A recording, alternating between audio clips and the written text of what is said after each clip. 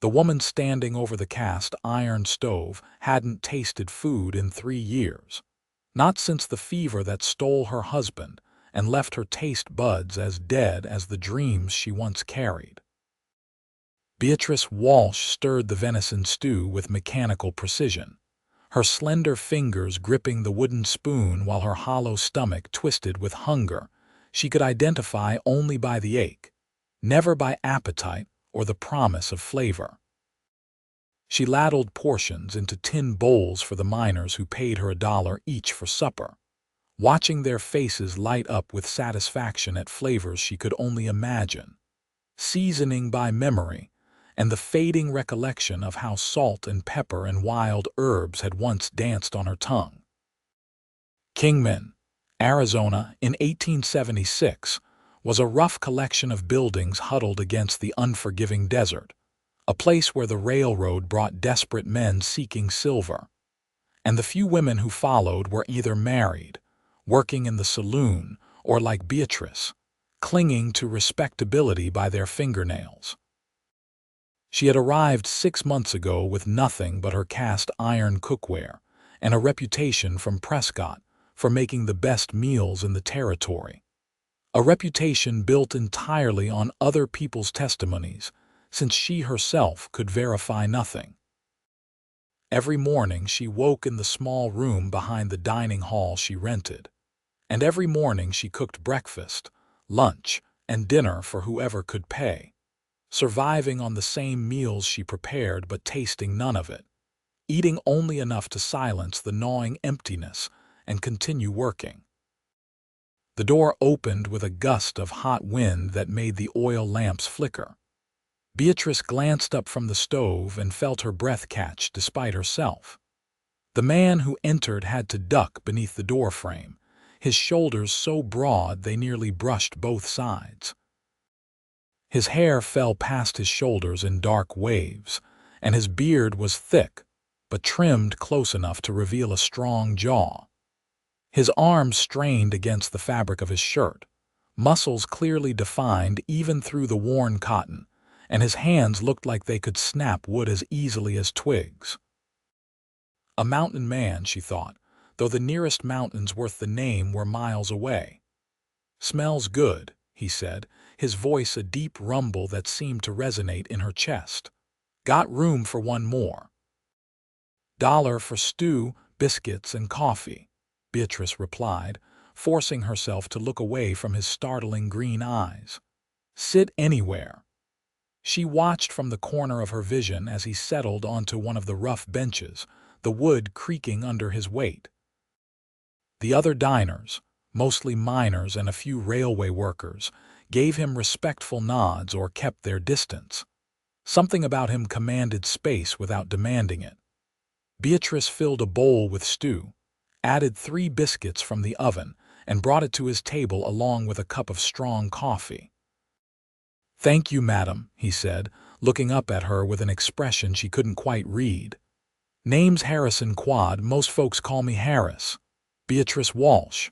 Most folks call me the cook." She meant to turn away, but he was already tasting the stew, and she found herself watching for his reaction the way she always did, trying to gauge through others' expressions whether she had seasoned correctly, whether the meat was tender, whether anything was missing. His eyes closed briefly, and something like pleasure crossed his weathered features. "This is exceptional. Best meal I've had in months, maybe years." The compliment should have warmed her. Instead, it only reminded her of the distance between her and the food she created, the barrier that could never be crossed. "Glad it suits you," she said simply, and returned to the kitchen. She had 6 more diners to feed, and then the cleanup, and then the preparation for tomorrow's breakfast. Her life had become this endless cycle of cooking without tasting, feeding others while she barely sustained herself. Most nights she was so exhausted she fell asleep before finishing her own meager portion, and most mornings she woke feeling hollow and weak. But she kept going because stopping meant starvation or worse, meant surrendering what little independence she had left, meant perhaps accepting one of the crude proposals from men who saw a widow as easy prey. When the last diner had left and she was scrubbing the large stew pot, she heard footsteps behind her. She turned to find Harris Quade still there, his now empty bowl in his hands. "Thought you might want this brought back," he said. "Saved you a few steps. That's kind of you, but unnecessary." She took the bowl from him, her fingers briefly touching his. His hands were warm and calloused, the hands of a man who worked hard with them. "Notice something," he said, not moving toward the door. "You didn't eat." Beatrice froze, the bowl still in her hands. "I ate earlier." "No, you didn't." His voice was gentle but certain. "I've been watching. You served everyone, cleaned between rushes, but you never sat down, never took a bite." "That's not your concern, Mr. Quade." She turned back to the wash basin, scrubbing harder than necessary. "Harris," he corrected. "And maybe it isn't my concern, but I'm making it so anyway.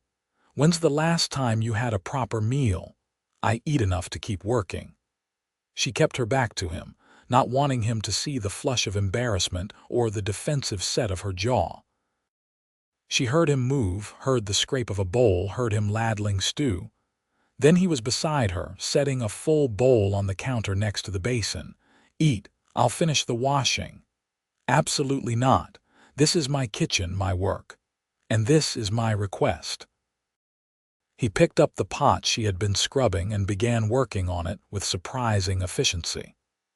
"I don't leave until you eat, so you can either sit down and have your supper, or you can watch me ruin your washing routine and eat anyway to get rid of me faster." Beatrice stared at him, at this enormous man who had appeared out of nowhere and was now elbow-deep in her dishwater, and felt something crack in the careful walls she had built. "Why do you care?" Harris glanced at her, his green eyes serious. "Because I know what it's like to forget to take care of yourself when you're just trying to survive. And because no one should cook for others all day and go hungry themselves. It isn't right." She wanted to argue, wanted to tell him she wasn't hungry in any way that mattered, that food was just fuel now and nothing more. But her stomach was aching, and her hands were shaking slightly from exhaustion, and the smell of the stew was in the air even if she couldn't taste it. She picked up the bowl and sat on the stool in the corner, the one she almost never used. The first spoonful went down like ash and water, texture without flavor, warmth without pleasure. But it filled the empty space, and that was something. She ate slowly while Harris washed her pots and pans, working with the easy competence of someone who had spent time doing for himself. When she was halfway through the bowl, he brought her 2 biscuits and fresh coffee. "How did you know how I take my coffee?" she asked, then realized she had never specified and he couldn't possibly know. "I didn't. Just made it the way I figured someone who works as hard as you might need it, strong and hot." He went back to the washing. She drank the coffee and ate the biscuits, feeling strength seep back into her limbs. By the time she had finished, he had cleaned everything and was drying the last pot. The kitchen looked better than it had in weeks. "You didn't have to do all that," she said quietly. "I know." He hung the pot on its hook and turned to face her. "But I wanted to. Will you be cooking breakfast tomorrow?" "Every morning at 6 for the early shift workers. Then I'll be here at 6. He moved toward the door, then paused. "Get some rest, Beatrice. You look like you need it." After he left, she sat in the quiet kitchen for a long moment, the empty bowl in her lap. Something had shifted, though she couldn't name what. She cleaned her own dish, banked the stove, and went to her small room, where for the first time in months she slept deeply and without nightmares. True to his word, Harris Quade was there at 6 the next morning, first through the door. He ordered the full breakfast, paid his $1, and ate everything she served him with obvious appreciation. But more than that, he watched. When the rush was over and she was cleaning up, preparing for the midday meal, he appeared at her elbow with a plate. "Your turn," he said simply. "I can eat later. You won't, though. I'm learning your patterns. He set the plate down with eggs, bacon, and fried potatoes. Sit.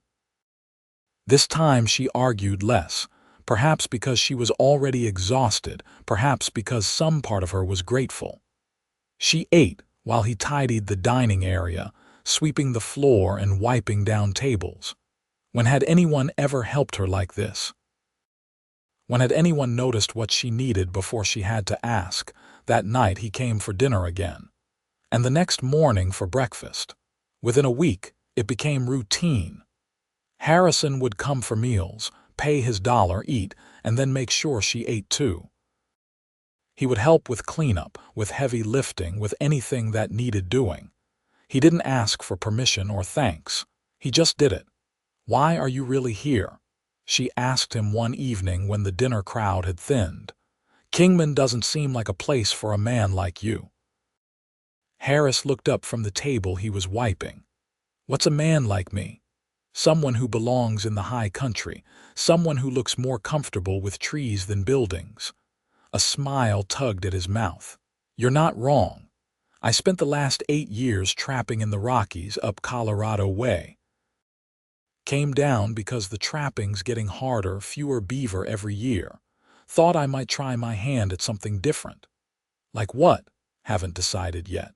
Been taking odd jobs, helping with building projects, guiding hunting parties. Whatever pays." He returned to the kitchen and began pumping water for the dishes. "But I'll tell you true, best part of my days is coming here." Beatrice felt heat rise to her cheeks.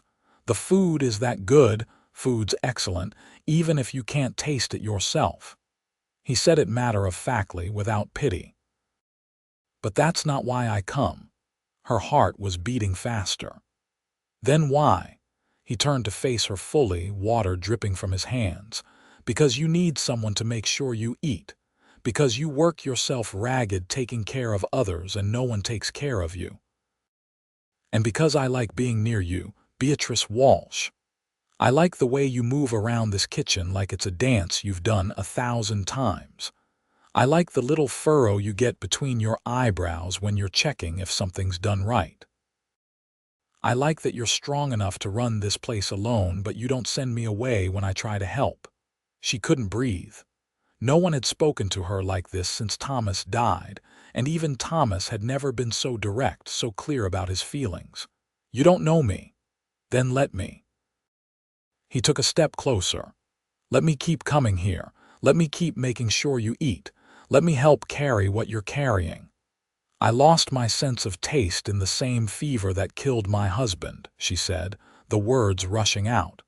"I can't even enjoy the one thing I'm good at. I cook by memory and prayer and other people's reactions. What kind of life is that to share with anyone? The kind of life that could use someone who understands what it means to lose things." His voice was rough with emotion. "I lost my whole family to cholera when I was 19. Parents, 2 sisters, baby brother. That's why I went to the mountains, to get away from everything that reminded me of them. Spent years alone because it felt safer than caring about anyone again. But Beatrice, that's not living. That's just surviving, and you deserve more than that." She was crying now, tears sliding down her face without permission. "I don't know how to do more than survive. Then we'll figure it out together." He closed the distance between them and with surprising gentleness for such a large man, wiped her tears with his thumbs. "One meal at a time. One day at a time. But you're not alone anymore, not if you don't want to be." She leaned into his touch, starved for kindness, for warmth, for connection. "I don't want to be alone." "Good." He pulled her into an embrace and she went willingly, pressing her face against his chest. He smelled like pine and leather and clean sweat, and his arms around her felt like safety, like home. "Then you won't be. I promise you that." They stood like that for a long time, in the quiet kitchen with the lamp burning low. 2 people who had survived more than most, and were finally ready to try living again. Over the following weeks, Harrison became as much a fixture in Beatrice's kitchen as the stove itself. He arrived early and stayed late, always ensuring she ate before he left, always helping with the work. The other regulars grew accustomed to seeing him there, and rumors spread the way they do in small towns. Some said the widow had found herself a protector. Some said the mountain man had gone soft. Neither Beatrice nor Harris cared much what people said. What mattered was the way her days had changed. She still woke tired, still faced the endless cycle of cooking, but now there was something to look forward to. Harris would arrive and the weight would lift slightly. He would smile at her, and she would feel warmer than any stove could make her. He would make sure she ate, and she would feel cared for in a way she had almost forgotten existed. One morning in late October, Harris arrived carrying a large bundle wrapped in canvas. "Got something for you," he said, setting it on one of the tables. "You don't need to bring me gifts," Beatrice protested, though curiosity was already pulling her closer. "This isn't a gift exactly. More of an experiment." He unwrapped the canvas to reveal several cloth bags and small wooden boxes. "I've been thinking about your situation. You can't taste, but you used to be able to, which means you remember what things tasted like, right? I suppose so, though the memories fade. So you cook from memory." He opened one of the bags, releasing the sharp scent of fresh herbs. "But what if we could make those memories stronger? What if we worked together to create new combinations based on what you remember and what I can taste?" Beatrice stared at the collection he had brought. Sage, thyme, rosemary, dried chilies, peppercorns, cinnamon bark, vanilla beans. Spices and herbs, some common and some rare, more variety than she usually worked with. "You want to experiment with the food I serve, not with what you serve. With what we create together just for practice. I can taste, you can cook. Between us, we might come up with something amazing." His enthusiasm was infectious, his green eyes bright. "What do you say? Want to play with food like you probably did when you first learned to cook?" A smile tugged at her lips, the first genuine smile in longer than she could remember. "That sounds wonderful, actually. But when would we do this? I'm cooking from dawn until night. Sundays. You close on Sundays, right? We could spend the afternoon just trying things, seeing what works. No pressure, no paying customers. Just us and whatever we want to make." The thought of having time with Harris that wasn't dictated by her work schedule, of being able to relax and create without urgency, was almost too good to imagine. "All right. Yes, let's try it." That first Sunday, they made a disaster of her kitchen in the best possible way. Harris described flavors while Beatrice combined ingredients, adjusting proportions based on her memories and his reactions. They made a roasted chicken with herbs that had him closing his eyes in pleasure. They made biscuits with cinnamon and vanilla that he declared better than anything he had tasted in the finest restaurants back east. They made a venison stew with chilies that had him reaching for water and laughing at the same time. "Too much?" Beatrice asked, worried. "Perfect," he gasped between gulps of water. "Some people like heat. This would sell." They worked together seamlessly, her instincts guiding her hands while his palate tested the results. And for the first time since losing her taste, Beatrice felt like a real cook again, not just someone going through motions. She couldn't taste what they created, but she could see Harris's reactions, could trust his honesty, could find joy in the creation itself. As the afternoon stretched into evening, they sat together at one of the tables, sampling their experiments. Or rather, Harris sampled while Beatrice ate small portions, still unable to taste but no longer feeling quite so disconnected from the food. "You're an artist," Harris said, reaching across the table to take her hand.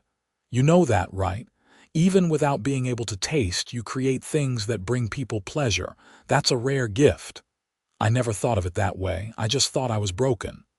"You're not broken. You're different from what you were, but that doesn't mean broken. He squeezed her hand gently. I'm different too. We all are after life takes its shots at us, but different can still be beautiful. She looked at their joined hands, his so large and rough, hers smaller and marked with small burns from years of cooking. When did you get so wise? 8 years of talking to myself in the mountains gives a man time to think. He grinned. Also, I'm probably wrong about half the things I say, but I sound confident so people believe me. She laughed, actually laughed, the sound surprising them both. When had she last laughed? When had joy been something other than a distant memory? I love that sound, Harris said softly. I want to make you laugh like that every day. That's an ambitious goal. I'm an ambitious man. He stood, pulling her gently to her feet. Dance with me. There's no music. Sure there is, listen. He was right. Through the open window came the distant sound of someone playing a fiddle, probably from the saloon down the street. He pulled her close, one hand at her waist, the other holding hers, and began to move in a simple waltz. Beatrice hadn't danced since her wedding, but her body remembered. She followed his lead, and despite the cramped space between tables and the oddness of dancing in a kitchen, it felt magical. His strength guided her effortlessly, his movements surprisingly graceful for such a large man. She could feel the solid muscle of his shoulder under her hand, could feel the warmth radiating from him, could see the way he looked at her like she was something precious. I'm falling in love with you, she whispered, the words escaping before she could stop them. Harris didn't look surprised. He just smiled, slow and warm. Good, because I've been in love with you since the second week I started coming here, and it's been damned hard keeping it to myself. Why did you keep it to yourself? Didn't want to rush you. Didn't want you to think I was like the others, just looking for a warm body and a woman who could cook. He spun her gently, then pulled her close again. I wanted you to see that I was serious, that I was here for the long run, not just until something better came along. Nothing better could come along, she said, meaning it with every fiber of her being. You're the best man I've ever known. Even better than your husband. The question could have been jealous or petty, but it wasn't. It was honest, a real question that deserved a real answer. Beatrice thought about Thomas, about their brief marriage, about the boy she had wed at 18 because it was expected and he was kind enough.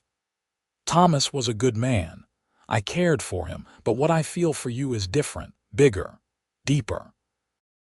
Maybe because I'm older now, maybe because I understand what loss means and what I'm risking by loving again. But yes, Harris, what I feel for you is more than what I felt for him, and I don't feel guilty saying that. You shouldn't feel guilty. Love isn't a competition with ghosts.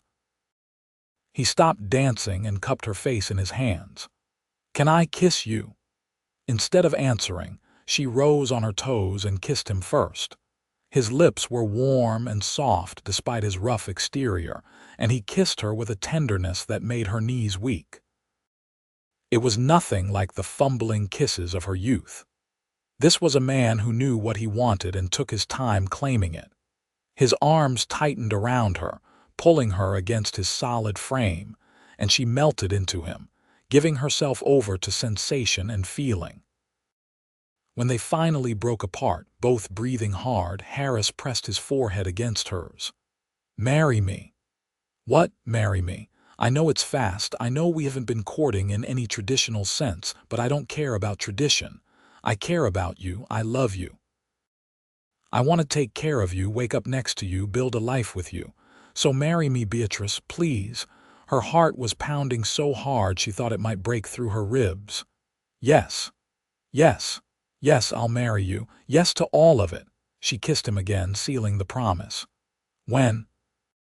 Soon as we can arrange it. Next week if the preacher's available. He picked her up and spun her around, his laughter booming through the kitchen. You just made me the happiest man in the territory.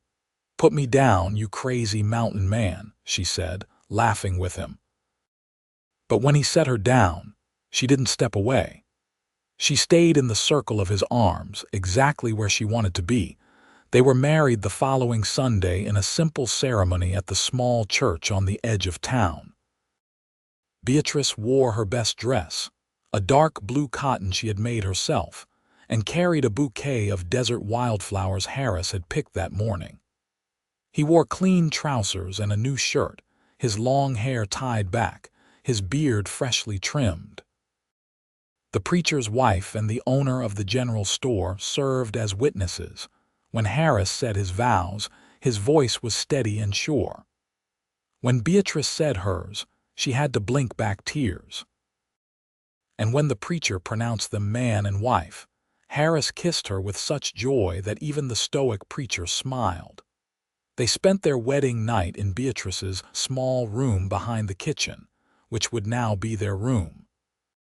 Harris had to duck to avoid hitting his head on the low ceiling, and the narrow bed barely fit his large frame, but none of that mattered. What mattered was the way he touched her, gentle and reverent, like she was something rare and breakable. What mattered was the way she came alive under his hands, discovering that even if taste was lost to her, sensation and pleasure were not.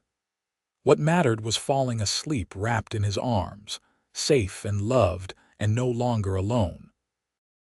The next morning, Harris woke before dawn and started the kitchen fire, something Beatrice had done alone every day for years. When she emerged, still drowsy and gloriously happy, he had coffee brewing and was mixing biscuit dough with the easy competence he had developed from watching her. "You don't have to do that," she said, coming up behind him and wrapping her arms around his waist, or as far around as she could reach. "I know. But we're partners now in everything. That means your work is my work too." He turned in her embrace and kissed her forehead. "Besides, I like taking care of you, makes me feel useful." "You're more than useful, you're essential." She meant it. In the weeks since he had entered her life, everything had changed. She was eating regularly, sleeping better, smiling more. The hollow exhaustion that had defined her existence had been replaced by energy and hope. "I don't know how I managed before you. You managed because you're strong. But strong people need help too, and I'm glad I get to be the one giving it." He handed her a cup of coffee, made exactly the way she liked it, even though she had never told him her preference. He had simply paid attention and learned. "Now eat some breakfast before the morning rush starts. I made extra bacon." It became their rhythm. Harris would wake with her and help with the morning preparations.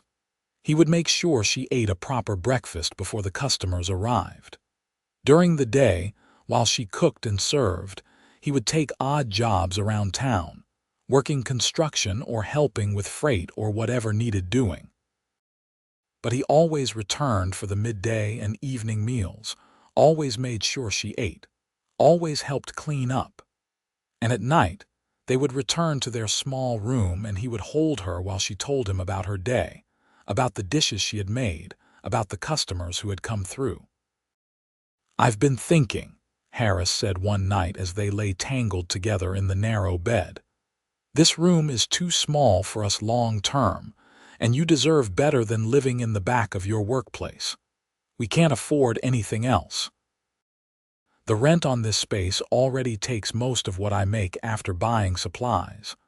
What if we didn't rent? What if we built?" He shifted so he could see her face in the moonlight coming through the small window. "I've been saving my wages. I've got enough to buy some land on the edge of town, and I know how to build. We could have a real house, Beatrice. A place that's ours, with a proper bedroom and maybe even a separate kitchen if we plan it right." The idea was so beautiful it hurt. "That would take months, and we can't live without the income from the dining hall." "You wouldn't have to. You could keep running this place while I build. It would take time, but we're not in a rush. We have the rest of our lives." His hand settled on her hip, warm and possessive. "I want to build you a home, a real one. Let me do that." How could she say no when he looked at her like that, All right. Yes, let's build a home. He kissed her deep and thorough and then made love to her again with the slow intensity that left her breathless and boneless. Later, as she drifted toward sleep, she thought about how much her life had transformed. 6 months ago, she had been alone and hollow, going through motions without purpose. Now she had Harris, had love, had dreams of a future that extended beyond mere survival. It was almost too much happiness to contain. Construction on their house began in early December. Harris bought a plot of land a quarter-mile from the center of town, far enough for quiet but close enough that Beatrice could walk to work easily. He designed a modest 2-story structure with a main bedroom upstairs, a guest room for future needs, a parlor, a dining room, and a generous kitchen with a modern stove and plenty of counter space. Every evening after helping her close the dining hall, he would work on the house until dark, sawing and hammering by lamplight when necessary. Beatrice would sometimes walk out to watch him work, marveling at the way his muscles moved under his shirt, at the easy competence with which he handled heavy timbers and precise measurements. He had been a mountain man, a trapper, but he built like a carpenter, every joint fitted perfectly, every wall plumb and square. "Where did you learn to build like this?" she asked one evening, bringing him water and a late dinner. "My father was a builder, taught me the trade before he died." Harris accepted the water gratefully, drinking deeply. "I was supposed to take over his business, but then the cholera came and everything went to hell. When I recovered, I couldn't stand staying in the city where everything reminded me of them, so I ran to the mountains instead. But the skills stayed with me. I'm sorry you lost them, your family, me too. But if they were still alive, I probably never would have come out west, never would have ended up in Kingman, never would have met you." He set down the water and pulled her close, not caring that he was covered in sawdust. "I can't regret the path that led me here, even if it was paved with pain." She understood that sentiment perfectly. If Thomas hadn't died, if she hadn't lost her taste, if she hadn't been desperate enough to take any cooking job in any town, she never would have come to Kingman either. Their love had been built on the ruins of their previous lives, and perhaps that made it stronger, not weaker. By Christmas, the house had walls and a roof. By February, it had windows and doors. By April, the interior was finished enough to move into, though Harris kept working on details and improvements. They spent their first night in their new home on a warm April evening in 1877, lying in a real bed in a room large enough for Harris to stand fully upright, and Beatrice cried with happiness. "Thank you," she whispered against his chest. "Thank you for building this, for building us." "You don't have to thank me for loving you, Beatrice. It's not a chore or a duty. It's the best thing I've ever done." He kissed the top of her head. "Now get some sleep. Tomorrow we start our real life together." Their real life settled into a comfortable pattern. Beatrice continued running the dining hall, her reputation growing as word spread about the quality of her food.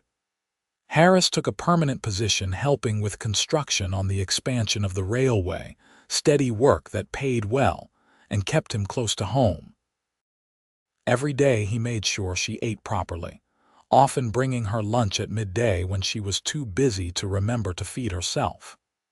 Every Sunday they spent together, either experimenting with new recipes or simply enjoying each other's company. In June, Beatrice realized her monthly courses were late. By July, there was no denying the truth. She was pregnant. She told Harris on a Sunday afternoon while they were working in the kitchen together, trying to perfect a new pie recipe. "I have something to tell you." He looked up from the apples he was slicing, his expression attentive. "What's wrong?" "You look nervous." "Nothing's wrong. At least I don't think so, but I'm pregnant." The words hung in the air between them. For a moment, Harris just stared at her. Then his face broke into the widest smile she had ever seen. He dropped the knife, crossed the kitchen in 2 strides, and picked her up, spinning her carefully.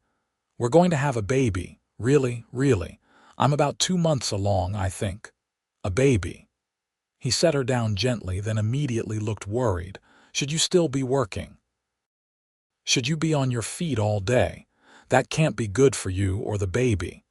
Women have been working while pregnant since the beginning of time. I'll be fine." "But the heat from the stove, the long hours, the heavy lifting, which is why you're going to help me more," she said, cupping his face. "But I'm not an invalid, Harris. I can still work. I want to work. It keeps me sane." He looked unconvinced but nodded slowly. "All right. But the moment you feel tired or sick or anything is wrong, you stop. Promise me." "I promise." From that day forward, Harris became even more protective. He insisted on doing all the heavy lifting, on carrying supplies, on making sure she sat down regularly. At first, Beatrice found it annoying. But as her pregnancy progressed and exhaustion set in, she became grateful for his hovering presence. The morning sickness was brutal, made worse by the fact that she couldn't taste anything and therefore couldn't identify what might settle her stomach. She ate what Harris suggested, trusting his judgment, and slowly the nausea subsided. By autumn, her belly was swelling noticeably, and several of the regular customers had started congratulating her. She had to adjust her dresses to accommodate her changing shape, and climbing the stairs to their bedroom became more challenging. Harris started carrying her up every night, despite her protests that she was too heavy. "You weigh nothing," he insisted. "And I'll be damned if I let you risk falling on those stairs. I'm not made of glass. No, you're made of something much more precious. You're carrying our child, Beatrice. Let me protect you both." How could she argue with that? In December, as winter settled over Kingman and the nights grew cold, Beatrice's back began aching constantly. She was large now, her belly prominent, and moving around the kitchen required more effort than it ever had. Harris had taken to arriving at the dining hall earlier and earlier, often doing the bulk of the morning preparations himself while she directed from a stool. "You should close the dining hall," he said one morning, "just for a few months, until after the baby comes and you've recovered. We need the income. We have enough saved. I'm making good wages with the railway and we've been putting aside money for months. We can manage. And what would I do with myself all day? Sit at home and grow even larger?" She struggled to her feet, one hand on her aching back. "I need to work, Harris. I need to feel useful." "You are useful. You're growing our child, which my body is doing whether I want it to or not.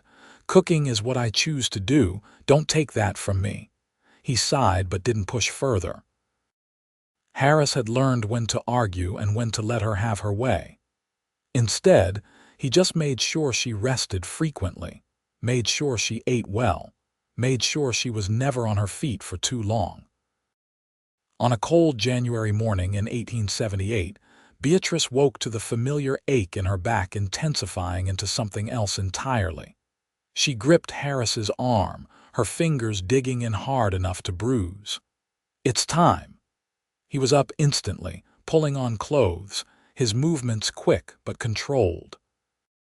"I'll get the midwife. You stay here. Don't move." "I'm fairly certain I'm going to have to move at some point during this process," she said, trying to inject humor despite the contraction tightening around her middle. "You know what I mean. Don't overdo it. I'll be right back." He kissed her forehead and was out the door, moving faster than she had ever seen him move. The midwife, a capable woman named Mrs. Chen who had delivered half the babies in Kingman, arrived within the hour. She examined Beatrice with brisk efficiency and pronounced that it would be several hours yet. Harris paced the bedroom like a caged animal, his anxiety palpable. "You should go to work," Beatrice said between contractions. "There's nothing you can do here. I'm not leaving you." Harris, I have Mrs. Chen, I'll be fine. You pacing and worrying isn't helping anyone. Mrs. Chen nodded her agreement. Your wife is right, Mr. Quad. First babies take time. Go occupy yourself for a few hours. I'll send for you when things progress. Reluctantly, Harris left, but not before kissing Beatrice and making both her and Mrs. Chen promise to send word immediately if anything changed. After he was gone, the midwife chuckled.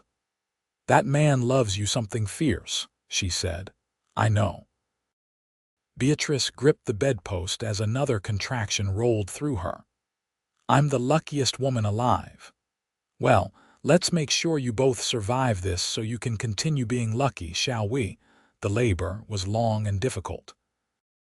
By late afternoon, Beatrice was exhausted and in more pain than she had ever experienced. Mrs. Chen remained calm and encouraging, but Beatrice could see concern in the older woman's eyes. Finally, as the sun was setting, she felt the overwhelming urge to push. That's it, Mrs. Chen said. Now we're getting somewhere. On the next contraction, push as hard as you can. Beatrice pushed, screaming through the effort. She pushed again and again, losing track of time, knowing only pain and pressure and the desperate need to bring this baby into the world. And then, finally, blessedly, there was release and the sound of a baby crying. It's a boy, Mrs. Chen announced, lifting a small, squalling bundle. A strong, healthy boy.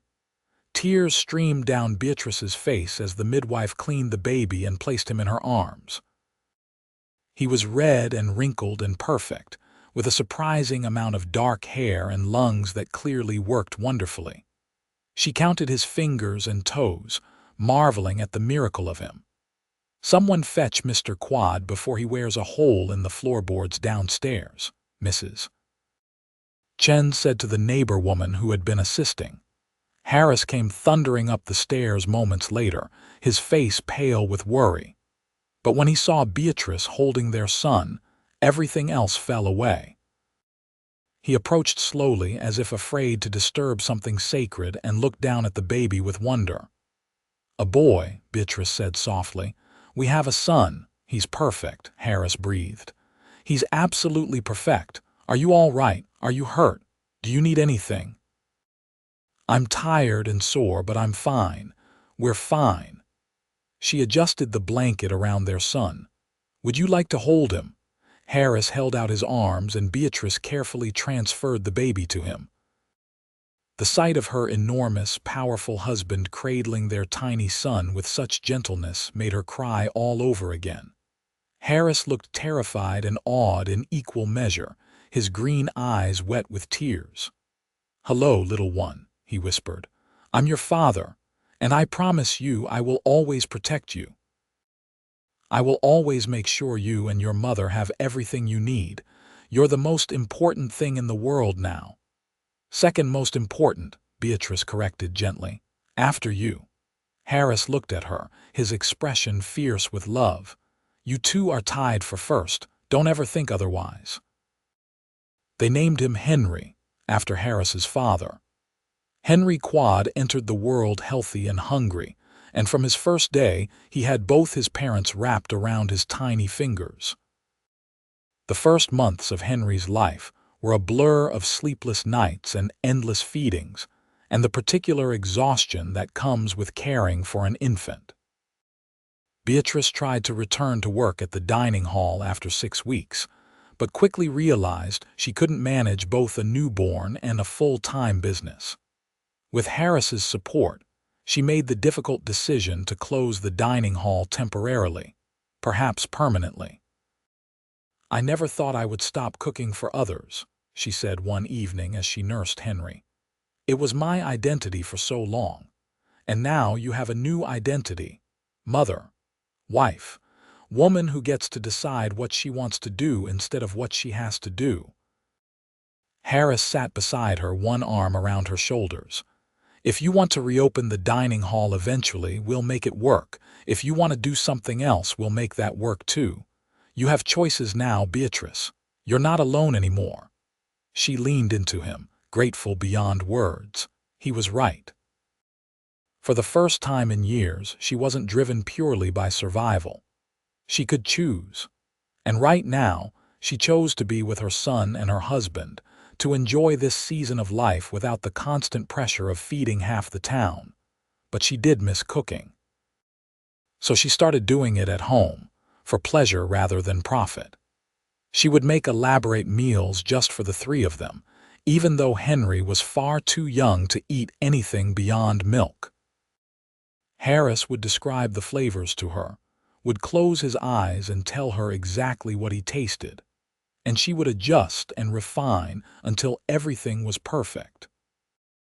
Word spread through town about her cooking, and soon people were stopping by, asking if she would be willing to make meals for special occasions.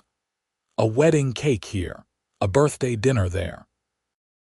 Beatrice found herself falling into a new pattern, one that allowed her to cook on her own terms without the relentless daily grind. When Henry was 6 months old, a lawyer from Prescott arrived in Kingman with interesting news. The railway company was expanding and wanted to build a proper restaurant at the new depot. They had heard about Beatrice's reputation and wanted to offer her a partnership. They would build and own the restaurant, but she would manage it and receive a percentage of the profits. "It's an incredible opportunity," Harris said, reading over the contract, "but it's also a lot of work. Can you handle that with Henry, not alone?" Beatrice said honestly. "But what if we did it together? You and me running it as a team. You could handle the business side, the managing, the dealing with the railway company. I could focus on the cooking and the menu. We could hire staff to help with the actual serving and cleaning." Harris looked up from the contract, his eyes bright with interest. "You want me to leave the construction work? I want us to build something together, something that's ours, not just mine. What do you think?" A slow smile spread across his face. "I think that sounds perfect." They signed the contract in July of 1878. The restaurant, which they named the Depot House, opened in October.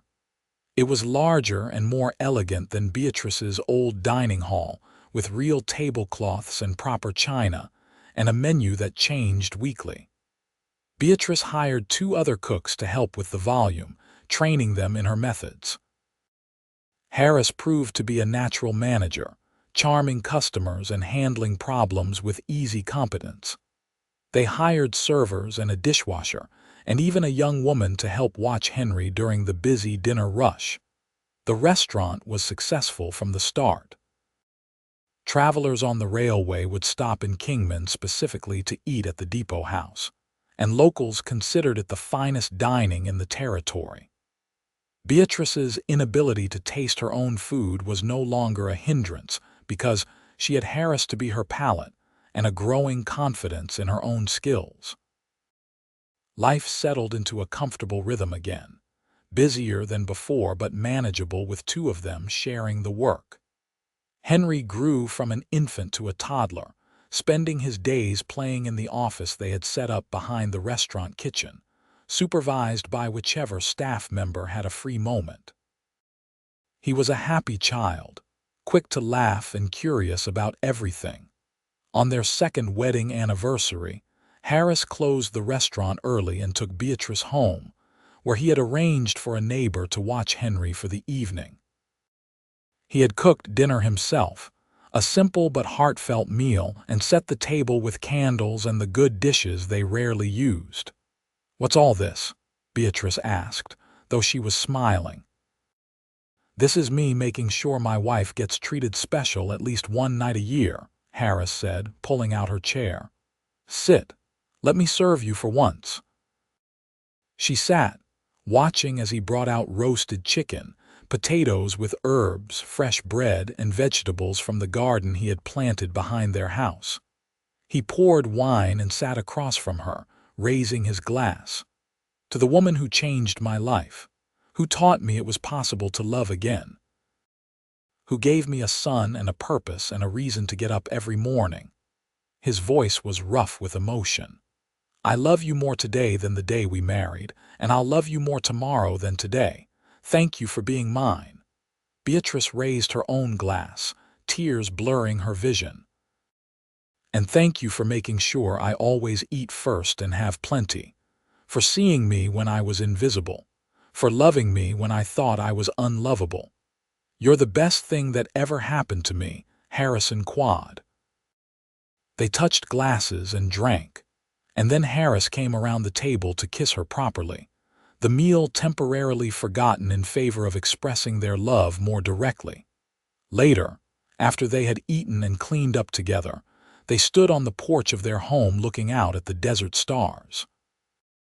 Harris's arms were around her, her back pressed against his chest, and everything felt right in a way she had never imagined possible. "You ever wish things were different?" Harris asked quietly.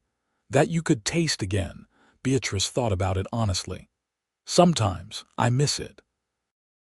I miss knowing for myself whether something is good or just adequate. But if I hadn't lost my taste, I might not have ended up in Kingman. I might not have needed help so desperately that I let you into my life. So no, I don't wish things were different. This life, exactly as it is more than I ever dreamed of having. Good, because I don't want you any different than you are right now." They stood in comfortable silence until a cry from inside announced that Henry was awake and wanted attention. Beatrice started to move, but Harris held her back. "I'll get him. You stay here and enjoy the quiet for a minute longer." She watched him go, this mountain man who had appeared in her dining hall and decided she was worth caring for, and felt her heart swell with love so intense it was almost painful. How had she gotten so lucky? The years passed in the way they do when life is full and happy. Henry grew into a sturdy boy with his father's green eyes and his mother's determination. The depot house continued to thrive, becoming famous enough that the railway included it in their advertisements for the western routes. Beatrice and Harris worked side by side every day, their partnership in business as strong as their partnership in marriage. When Henry was 3, Beatrice found herself pregnant again. This time the pregnancy was easier, perhaps because she knew what to expect, perhaps because she wasn't trying to run a business alone while growing a child. She continued working until her 8th month, then reluctantly stepped back and let Harris and their capable staff handle things. Their second son, Hugh, was born in the spring of 1881, another healthy baby with a powerful set of lungs. Henry was fascinated by his baby brother, constantly wanting to help to hold him, to show him toys. Harris juggled work and 2 children with surprising grace, often showing up at the restaurant with both boys in tow when Beatrice needed to rest.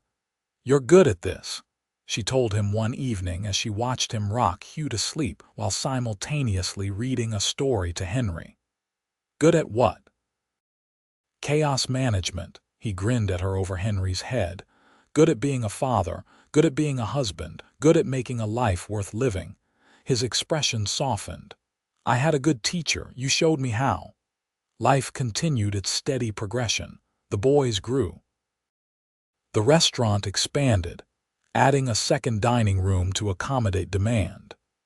Beatrice and Harris hired more staff, trained them well, and built a reputation not just for excellent food but for treating employees fairly.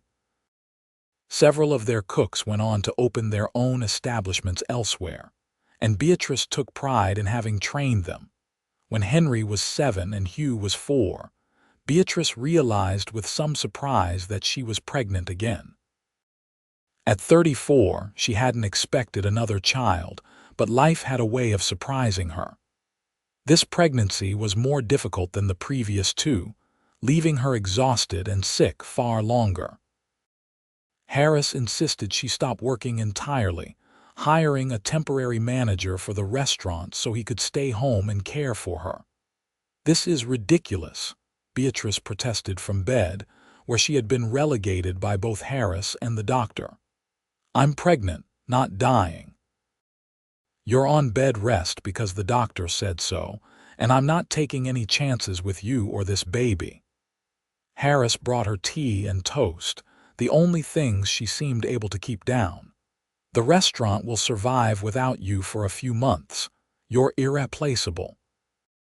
Their third child, a daughter they named Bella, was born in early 1883 after a long and frightening labor that left both Beatrice and Harris shaken. But Bella was healthy despite the difficult birth. A small but fierce baby with dark hair like her brother's and her mother's determined chin. "Our little girl," Harris whispered, holding her with the same gentle reverence he had shown with the boys. "I'm going to spend the rest of my life protecting you from boys like I used to be." Beatrice laughed weakly from the bed. "You're going to be one of those fathers, aren't you? Scaring away every potential suitor." "Absolutely. She's not allowed to date until she's 30, and even then they'll have to get through me first. She's 3 hours old and you're already planning her future." "I'm planning how to keep her safe. There's a difference." He brought Bella to Beatrice, settling the baby in her arms. "How are you feeling?" "Like I never want to do that again," Beatrice said honestly. 3 children is enough, more than enough." "Agreed. Though I would go through anything to have them, you included." He kissed her forehead. "Rest now. I've got everything handled." And he did. Harris took over completely for the next 2 months, managing the restaurant, caring for the boys, and making sure Beatrice recovered properly. He brought her meals and made sure she ate them all, just as he had in those early days when she had been too tired and disconnected to feed herself properly. The pattern of their love had been set from the beginning, and it had never wavered. As Beatrice healed and Bella grew, life returned to its new normal. 3 children made their home chaotic and loud and full of joy. Henry started school and proved to be a bright student. Hugh followed his father everywhere, wanting to help with everything. Bella was a happy baby who rarely cried and seemed content to observe the world with wide, curious eyes. The restaurant continued to thrive. By 1885, the Depot House was famous throughout the territory, and Beatrice had published a small cookbook of her recipes, dictated to Harris, who wrote them down exactly as she described them. The cookbook sold well, providing additional income and spreading her reputation even further. On their 10th wedding anniversary, Harris took Beatrice back to the same small church where they had married. The boys were with a neighbor, and Bella was being watched by one of their trusted employees. It was just the 2 of them, standing in the empty church. "Why are we here?" Beatrice asked, though she wasn't complaining. Any time alone with Harris was precious. "Because I wanted to stand in the same place we stood 10 years ago and renew our vows, remind you and myself of the promises we made."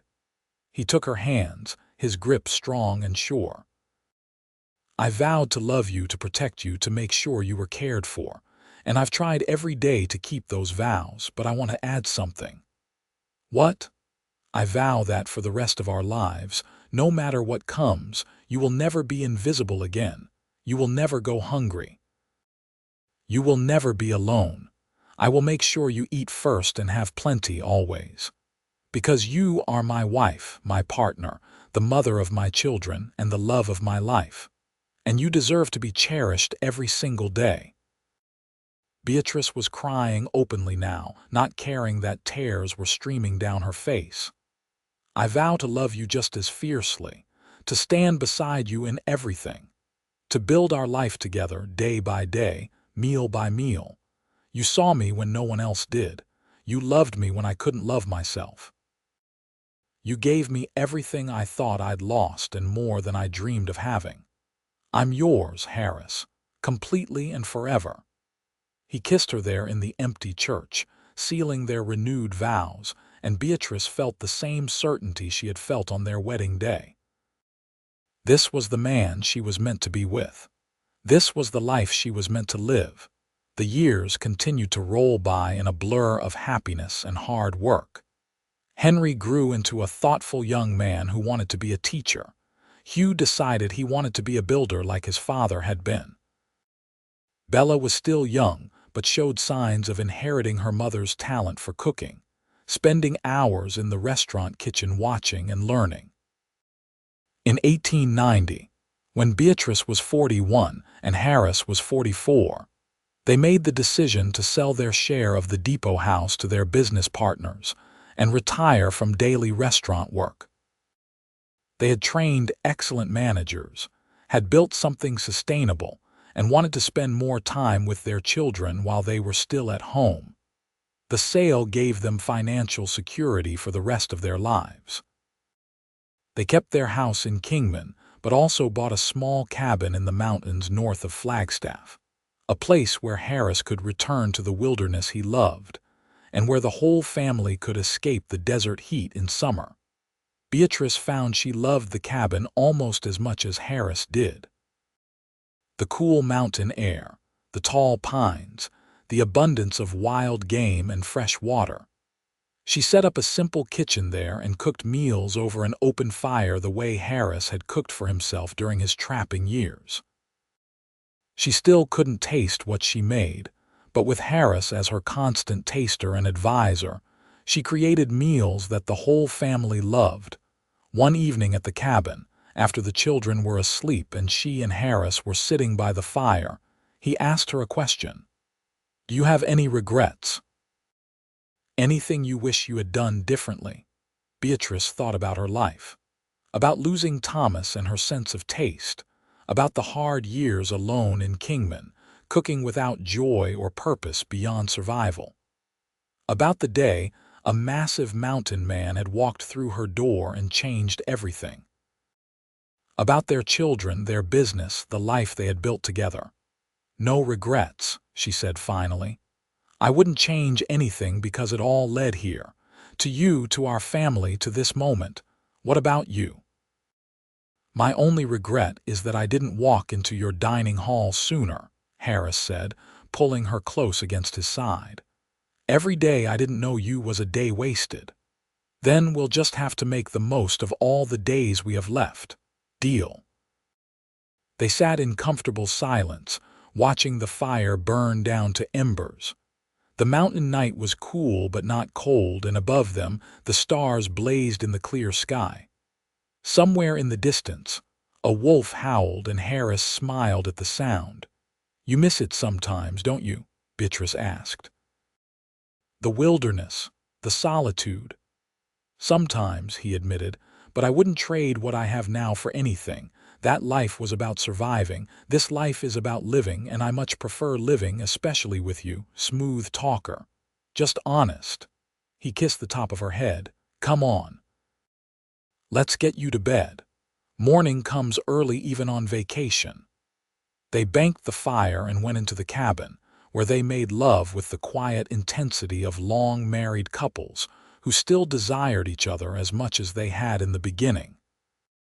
Afterward, wrapped in each other's arms, Beatrice thought about how far she had come from that hollow woman standing over a stove, unable to taste her own creations, eating only enough to survive. Harris had given her so much more than food. He had given her purpose, partnership, love. He had made sure she ate first and had plenty, not just of meals but of everything that made life worth living. And in return, she had given him a home, a family, a reason to come down from the mountains and join the world again. They were healing each other, had been healing each other from that first night when he insisted she eat and wouldn't leave until she did. Every meal they shared, every challenge they faced together, every moment of joy and sorrow added another layer to the foundation they had built. As Beatrice drifted toward sleep, she felt Harris's breathing slow and deepen. His arms were still around her, protective even in sleep. She thought about the years ahead, about watching their children grow and make their own lives, about growing old with this man who had saved her in more ways than she could count. She couldn't taste the food she cooked, might never taste it again. But she could taste happiness, could feel love, could experience the fullness of a life well lived. And that was more than enough. That was everything. The years that followed were gentle ones, marked by the rhythms of family life and the changing seasons. Henry went off to teachers' college in Tucson, writing long letters home about his studies and his plans. Hugh apprenticed with a master builder in Prescott, learning advanced techniques his father hadn't taught him. Bella grew into a talented cook in her own right, helping her mother with special catering orders that Beatrice still took on occasionally for old friends and important events. In 1895, Henry returned to Kingman with his new wife, a sweet schoolteacher named Margaret, and announced that he had accepted a position at the local school. Beatrice and Harris welcomed their daughter-in-law with open arms, thrilled to have family nearby again. Within a year, Henry and Margaret gave them their first grandchild, a little girl named Rose. Holding her granddaughter for the first time, Beatrice understood in a new way the cycle of life and love. She thought about her own mother, long dead, and wished she could share this moment with her. But she had Harris beside her, looking at baby Rose with the same wonder he had shown when holding their own children, and that was its own kind of perfection. Hugh came home less frequently, caught up in major building projects throughout the territory, but when he did visit, he brought stories of bridges and buildings, of the modern world creeping ever closer to their corner of Arizona. He was courting a girl in Prescott, he told them shyly, a banker's daughter who didn't mind that he worked with his hands. "Bring her to meet us," Beatrice insisted. "Anyone who wants to marry my son needs to pass my inspection." Hugh's girl, Catherine, turned out to be lovely and sharp-witted, unafraid of Harris's intimidating size or Beatrice's reputation. She and Hugh married in 1897, and though they made their home in Prescott, they visited often. Bella showed no interest in marriage, much to Harris's secret relief. She was content working alongside her mother, creating new dishes and experimenting with flavors. At 20, she announced that she wanted to open her own restaurant, something smaller and more intimate than the depot house had been. "I want to call it Bella's Table," she said, showing them her plans. "And I want to focus on special occasion dining, not everyday meals but celebrations. Birthdays, anniversaries, weddings, the meals people remember." Beatrice felt pride swell in her chest. "That sounds wonderful. How can we help?" Between Harris's building skills, Beatrice's reputation and recipes, and Bella's youthful energy and creativity, Bella's Table opened in 1898 and was an immediate success. Bella had inherited her mother's talent and her father's business sense, and she ran her restaurant with efficiency and heart. Watching her daughter thrive, Beatrice felt a sense of completion. She had built something lasting, not just in her own career but in passing her skills and passion to the next generation. Even without taste, she had created a legacy. On quiet evenings, she and Harris would sit on their porch, watching the sunset paint the desert in shades of orange and purple. They were older now, graying and slower, but the connection between them had only strengthened with time. "You remember that first night?" Beatrice asked one evening. "When you refused to leave until I ate, of course. You were so stubborn about it." Harris chuckled. "I knew right then that you were going to be trouble. Good trouble or bad trouble, the best trouble." He reached for her hand, their fingers interlacing automatically. "You were so determined to handle everything alone, to need no one. It drove me crazy watching you work yourself to nothing. I didn't know any other way.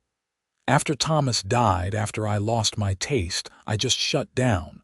I was going through motions, not really living.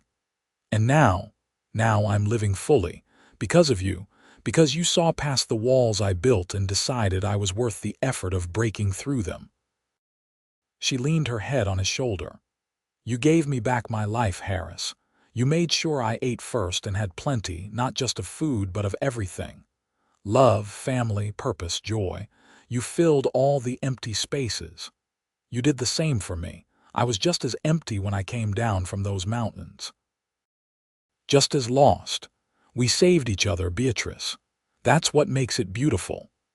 They sat in silence as the sun dipped below the horizon and the first stars appeared.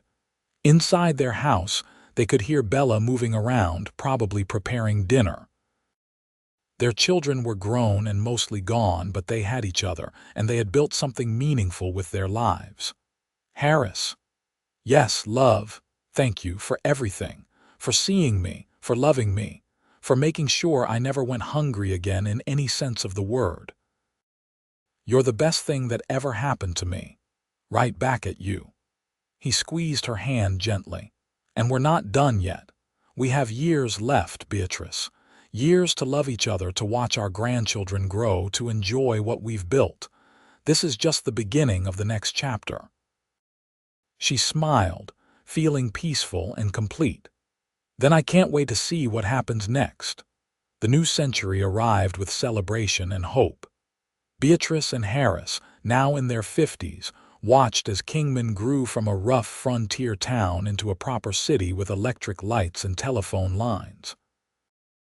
The world was changing rapidly, but some things remained constant. Their love, their family, the simple act of sharing meals together. In 1901, Hugh and Catherine gave them twin grandsons, boisterous boys who reminded Beatrice of Hugh and Henry at that age. In 1903, Bella surprised everyone by falling in love with a young lawyer who had come to Kingman to set up practice. She married him in a beautiful ceremony at her restaurant, and Beatrice cried tears of joy watching her daughter glow with happiness. Henry and Margaret had 2 more children, giving Beatrice and Harris a total of 6 grandchildren to dote on. The house that had once been filled with their own children's laughter now rang with the voices of the next generation during holidays and Sunday dinners. Beatrice still cooked for these gatherings, though she had help now from Bella and her daughters-in-law. She would stand in her kitchen, directing the younger women, describing flavors she remembered and relying on their palates to confirm when something was perfect. It was a collaboration, a passing down of knowledge and love through food, and always, Harris made sure she ate. It had become their ritual, their private joke, their expression of love.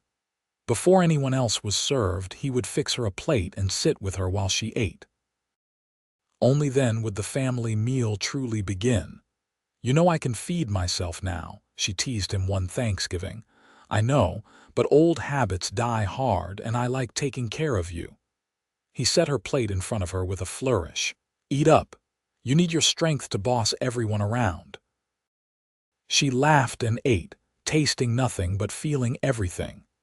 The warmth of her family around her, the solid presence of her husband beside her, the knowledge that she was loved and valued and cherished.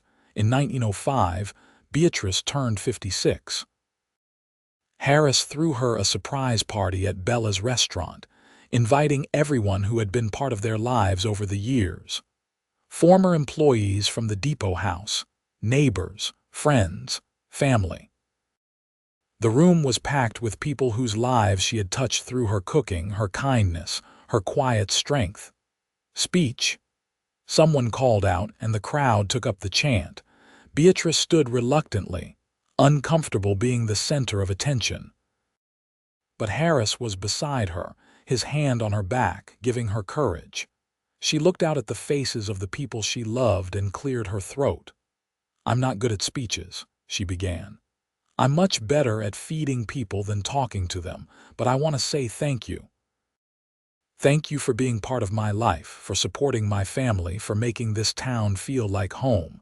I came to Kingman alone and lost, and you all helped me find my way, especially you." She looked at Harris, her eyes filling with tears. "You saw me when I was invisible. You made sure I ate when I forgot to feed myself. You loved me when I thought I was unlovable. Everything good in my life came from you walking through that dining hall door 28 years ago and deciding I was worth caring for. I love you more than words can say."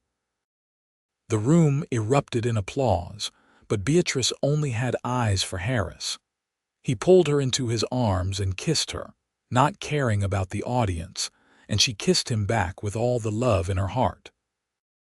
The party continued late into the night, full of laughter and stories, and the kind of joy that only comes from being surrounded by people who matter. As Beatrice danced with Harris to a waltz being played by a small band Bella had hired, she thought about how blessed she was. All the pain, all the loss, all the hard years had led to this, to love, to family, to a life rich with meaning and connection. "Happy birthday, my love," Harris murmured in her ear. "Happiest of my life," she replied. "Every year with you is the happiest of my life." The years continued their steady march. Beatrice and Harris grew older together, their bodies slowing but their love never diminishing.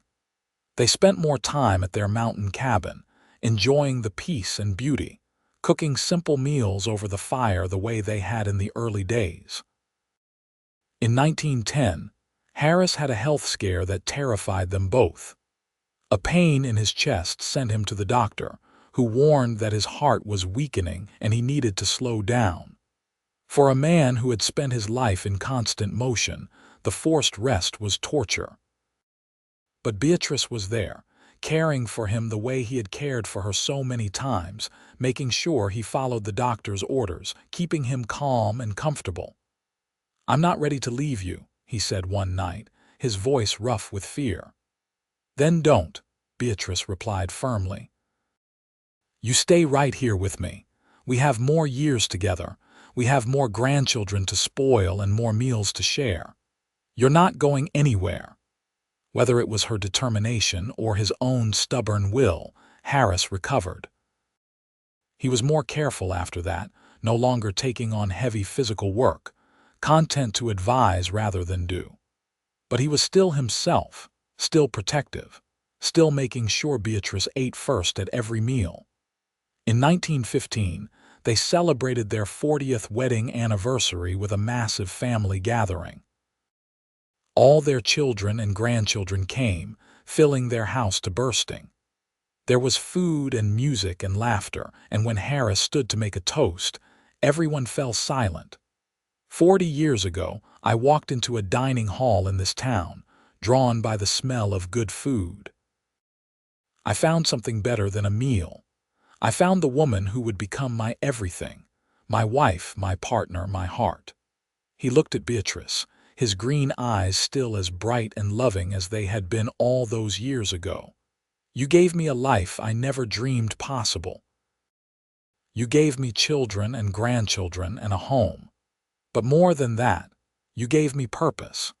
Taking care of you, making sure you ate, making sure you were happy and healthy and loved, that became my reason for living. And I wouldn't change a single moment of these 40 years. I love you, Beatrice Quade, more today than yesterday and less than tomorrow. Here's to 40 more." The family cheered and drank, but Beatrice could barely see through her tears. She stood and went to Harris, ignoring the crowd, and kissed him with all the passion and love she still felt as strongly as she had on their wedding day. "I love you," she whispered against his lips. "Forever and always." "Forever and always," he echoed. They settled into their twilight years with grace. Harris was 70 now, Beatrice 66, and they had earned their rest. They spent their days quietly, tending their garden, visiting with grandchildren, and enjoying the simple pleasure of each other's company. Beatrice could no longer stand for hours in the kitchen, her joints too stiff and painful. But she could still direct, could still create, could still find joy in feeding the people she loved. And Harris was always there, tasting for her, telling her when something was perfect, making sure she ate her share before anyone else. Their children worried about them, about how they would manage as they grew even older. But Beatrice and Harris had made plans. They had savings, they had family nearby, and most importantly, they had each other. "As long as we're together, we'll be fine," Beatrice assured Henry when he expressed concern. "Your father has been taking care of me for 40 years. He's not going to stop now." "And your mother has been keeping me sane for 40 years," Harris added. "We're a team. We'll manage." And they did. Through illnesses and aches, through the loss of friends and the joy of great-grandchildren, through all the small victories and defeats of aging, they managed together. They were never alone, never without support, never without love. On a warm April evening in 1920, Beatrice and Harris sat on their porch as they had so many times before. The desert sunset was particularly beautiful, painting the sky in brilliant shades of red and gold. Harris held Beatrice's hand, their fingers intertwined, and neither of them spoke. They didn't need to. Everything that mattered had already been said, had been proven through decades of devotion and care. "I've had a good life," Beatrice said softly. "Better than I deserved." "You deserved every bit of happiness you got and more," Harris replied.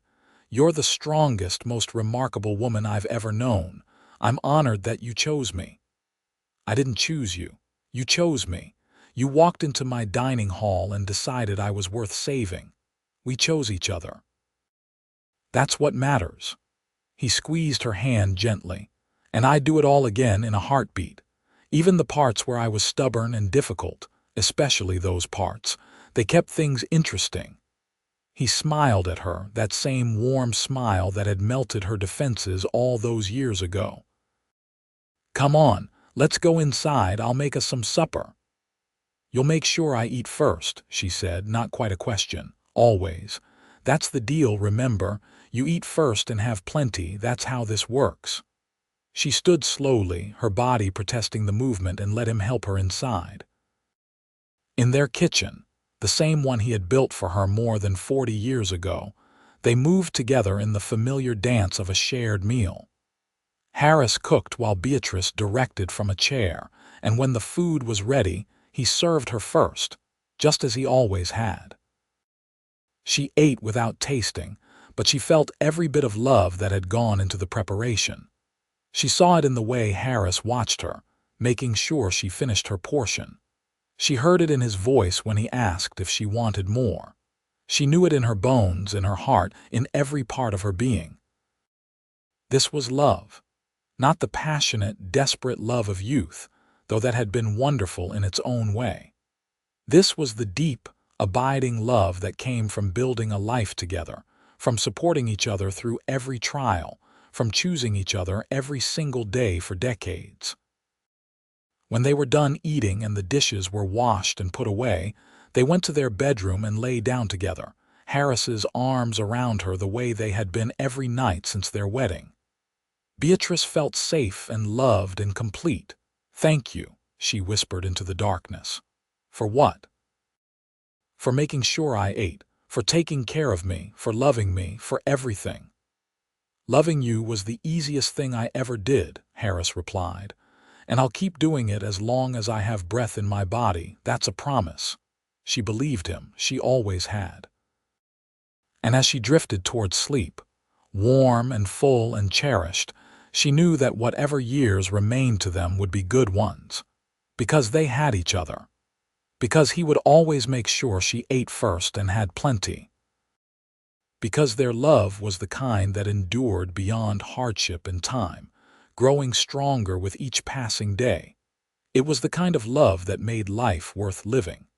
The kind that transformed survival into thriving. The kind that started with a simple act of kindness in a rough dining hall in a frontier town and grew into something beautiful and lasting and true. And it was theirs, forever and always.